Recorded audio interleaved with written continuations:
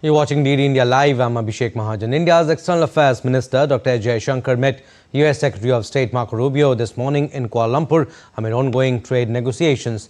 The Indian minister appreciated the discussion on the bilateral ties as well as regional and global issues. This marks the fourth in-person meeting between Dr. Jaishankar and Marco Rubio this year. Their last interaction took place in September on the sidelines of the 80th UN General Assembly UNGA session in New York.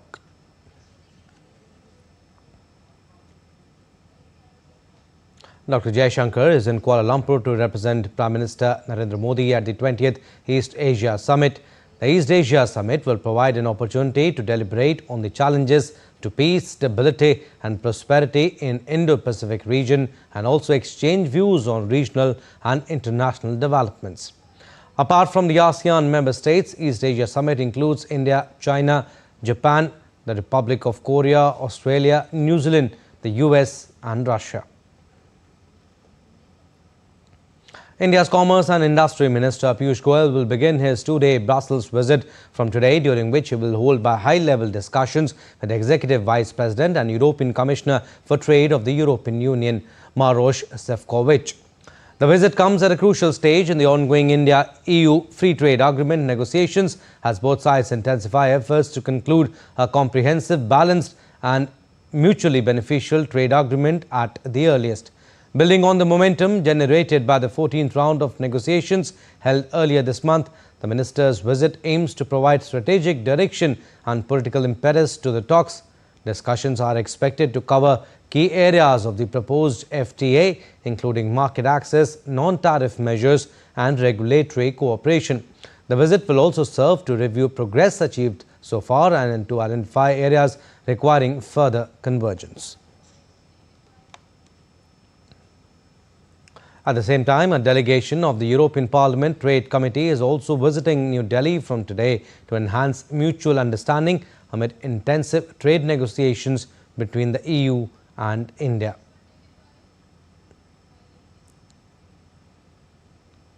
The main objective of the three-day visit is to contribute to increasing mutual understanding amid intensive trade negotiations between the EU and India. The mission is timely, taking place just a few months ahead of the deadline to conclude negotiations for a free trade agreement by the end of 2025. The INTA members will hold various meetings at both ministerial and parliamentary level. And India's Vice President C.P. Radhakrishnan called on President of Seychelles, Dr. Patrick Hermini, today on the second day of his visit to East African country. The Vice President conveyed his wishes to Hermini for a fruitful and successful tenure. Two leaders discussed ways to strengthen India-Seychelles bilateral partnership and reaffirmed shared vision for peace, stability and prosperity in the Indian Ocean region and the global south. VP Radhakrishnan also met Vice President-elect of Seychelles, Sebastian Pillay.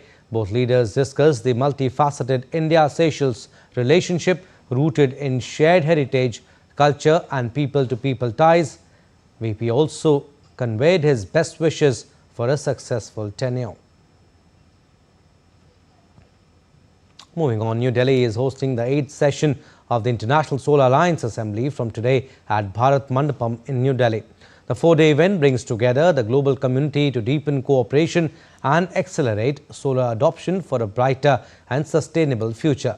Representatives from 124 countries and over 40 Indian ministers will review progress, address challenges and align actions towards one vision: affordable solar energy for all. Significantly, President Draupadi Murmu will deliver the keynote address on Tuesday, highlighting India's commitment to global solar development through ISA.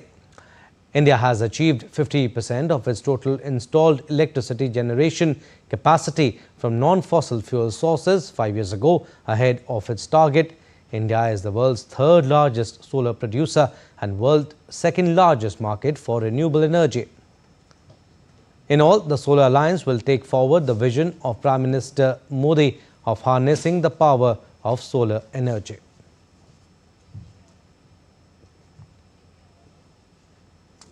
Major General Yusuf Mayouf Saeed Al-Halami, CDR, United Arab Emirates, Land Forces visited the National War Memorial in New Delhi on Monday, where he laid wreath at the memorial. The visiting dignitary was also accorded Guard of Honor at the South Block. Chief of the Army Staff, General Upendra Dwivedi, was also present there.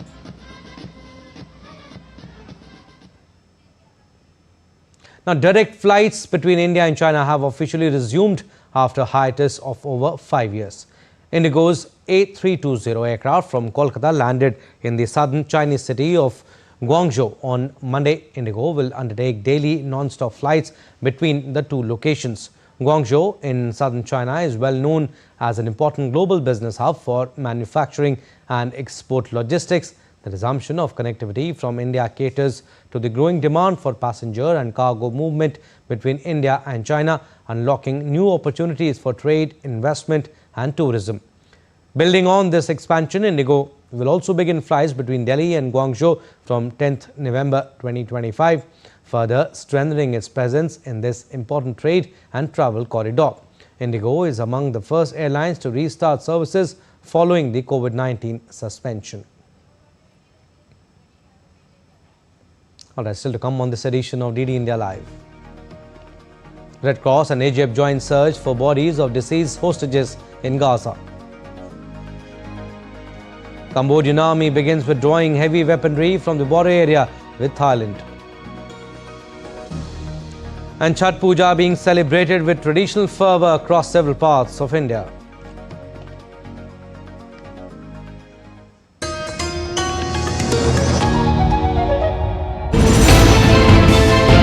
Geopolitics and trade deals. Economic challenges amid development. Hard work and the path to prosperity. It's the economy always. Between walkers, money is what money does and says. Supply creates its own demand. Between the bulls pulls and bears tears. When supply chains globalization and India rises to the podium. We'll get you centered with the economic brief at 8 p.m. every Thursday on DD India.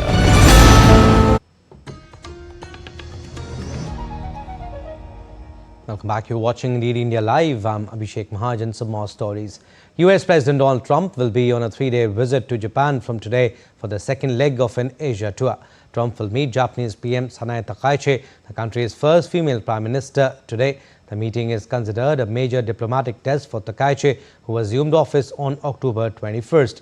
The two leaders are expected to focus on strengthening the Japan-US alliance and addressing key security concerns. In addition to meeting Takaichi, Trump is also scheduled to meet with Emperor Naruhito.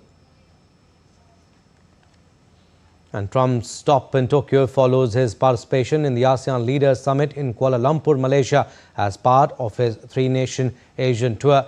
In a statement, Japan's foreign ministry said it sincerely welcomes the visit of President Trump, describing it as an ideal opportunity to reinforce bilateral cooperation and friendship between Japan and the United States.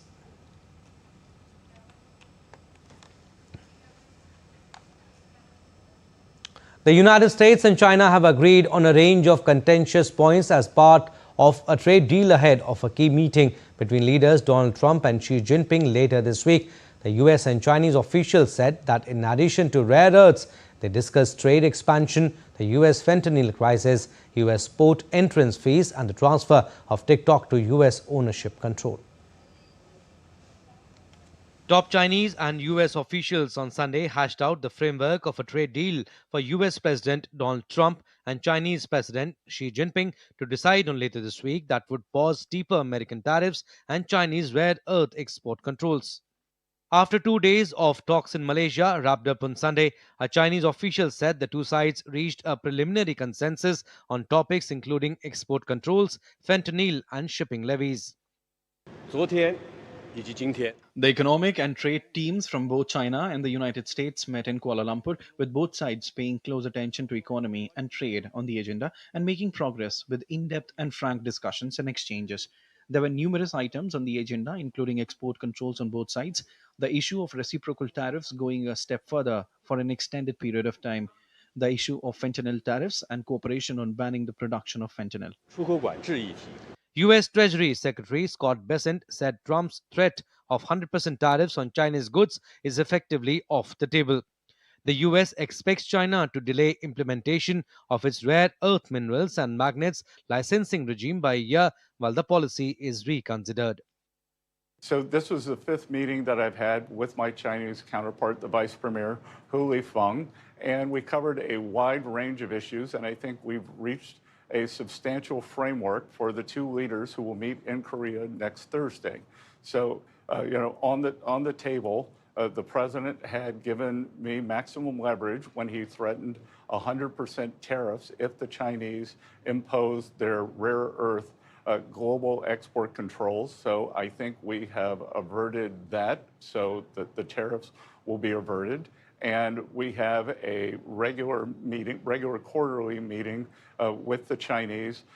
Trump himself predicted a good deal with China as he spoke with reporters on the sidelines of the Association of Southeast Asian Nations Summit in Kuala Lumpur, saying he expected additional leader-level follow-up meetings in China and the US. I think a complete deal. I want our farmers to be taken care of, and he wants things also. We're going to be talking about fentanyl, of course. Fentanyl is killing a lot of people. It comes from China, and we'll be talking about that. We'll be talking about a lot of things. I think we have a really good chance of making a very comprehensive deal.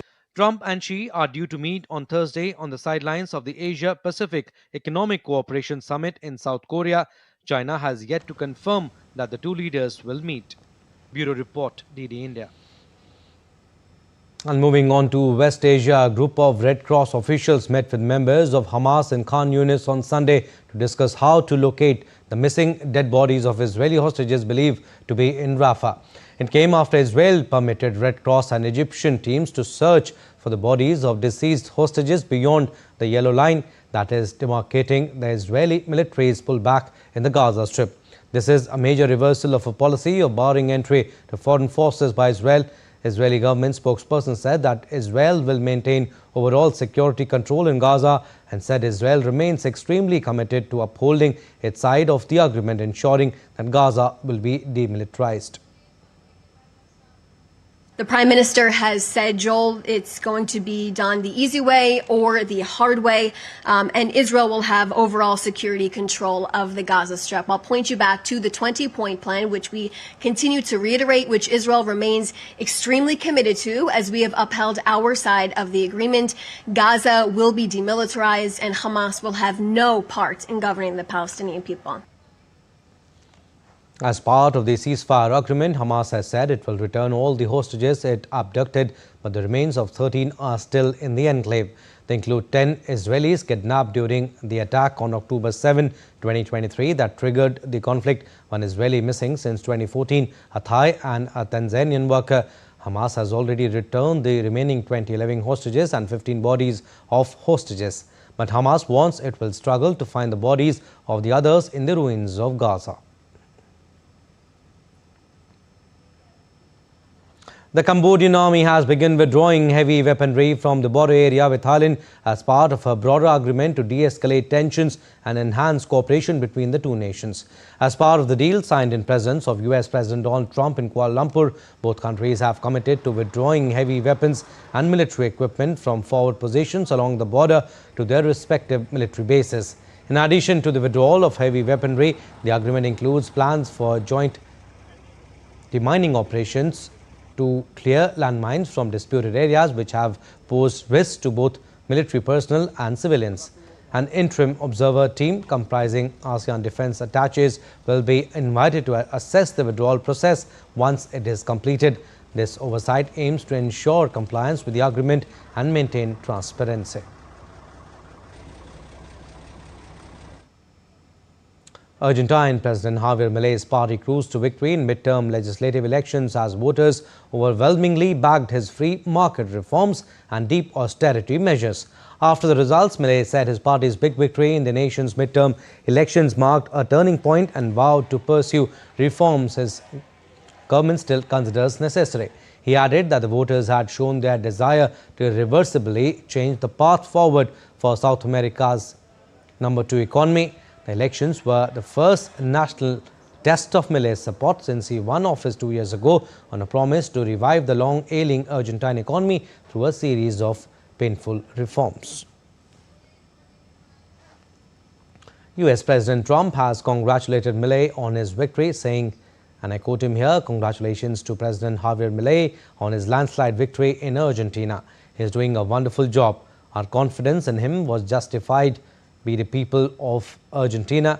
To support Milei, the Trump administration offered a bailout potentially worth $40 billion, including a $20 billion currency swap that is already signed and a proposed $20 billion debt investment facility. Sports now. India's ODI vice captain Shreyas Iyer has been admitted to a hospital in Sydney after he was injured during the third one-day international game against Australia on Saturday. The 31-year-old took a splendid catch running backwards to dismiss Alex Carey. In the process, he sustained a rib cage injury and was rushed to the hospital soon after returning to the dressing room. Indian Cricket Board (BCCI) has updated his medical condition and issued a statement.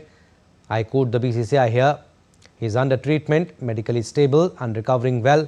The BCCI medical team, in consultation with specialists in Sydney and India, is closely monitoring his injury status. The Indian team doctor will remain in Sydney with Shreyas to evaluate his day-to-day progress." Shreyas Iyer is not part of India's T20 squad, which will play a 5-match series against Australia beginning on Wednesday. And Chhath Puja, the festival of faith, discipline and devotion, is being celebrated with traditional fervour across several parts of India, especially in Bihar, Jharkhand, eastern Uttar Pradesh and Delhi. Dressed in traditional attire, devotees gather at water bodies to offer arg to the setting sun, thanking Lord Surya for bestowing life, energy and prosperity.